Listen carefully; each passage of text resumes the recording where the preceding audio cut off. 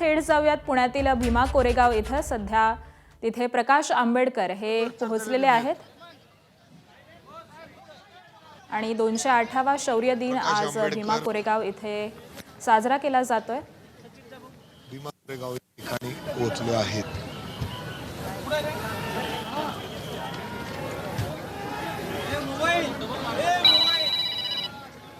Hello,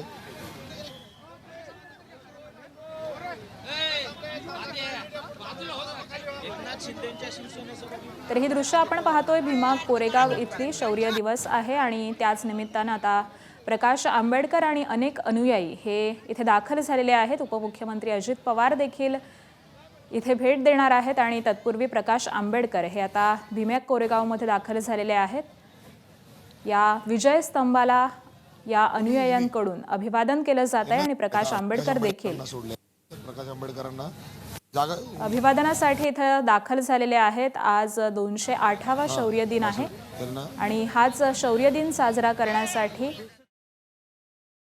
देशभरामधून असंख्य अनुयायांनी इथे भेट दिलेली आहे। प्रकाश आंबेडकर हे देखील स्वतः इथे आल्याचं दिसतंय आणि त्यांच्याकडून देखील या विजय स्तंभाला अभिवादन केलं जात आहे।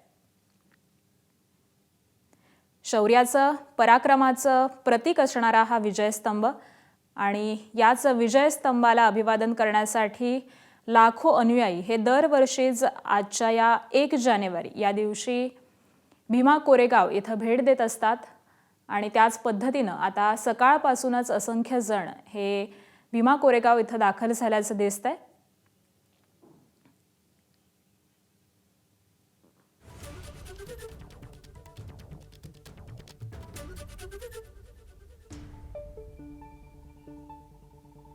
उपमुख्यमंत्री अजित पवार हे देखील या विजय स्तंभाला अभिवादन करण्यासाठी इथे येणार आहेत आणि तत्पूर्वी प्रकाश आंबेडकर हे दाखल झालेले आहेत आणि विजय स्तंभाला त्यांच्याकडून अभिवादन केलं जात आहे।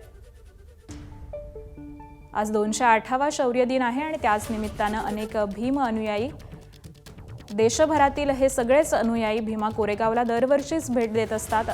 लाखोंच्या संख्येनं इथे हे सगळे अनुयायी जमत असतात आणि या विजय स्तंभाला अभिवादन करत असतात आणि अगदी त्याच पद्धतीनं यावर्षी देखील हे सगळे जण इथे जमलेले आहेत।